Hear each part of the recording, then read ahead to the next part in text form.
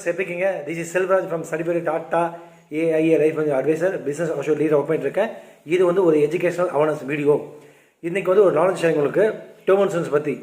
So வர 15ஆம் தேதியிலிருந்து பார்த்தீங்கன்னா வந்து உங்களுக்கு வந்து நியூவாக வந்து டேர்ம் அண்ட் கண்டிஷன்ஸுடைய ப்ரைஸ் எல்லாமே பார்த்தீங்கன்னா வந்து ரிவிஷன் பண்ண போகிறாங்க. இது வந்து பார்த்தீங்கன்னா வந்து லாஸ்ட்டு பார்த்தீங்கன்னா 14ஆம் தேதியோட முடியுது உங்களுக்கு லாகின்.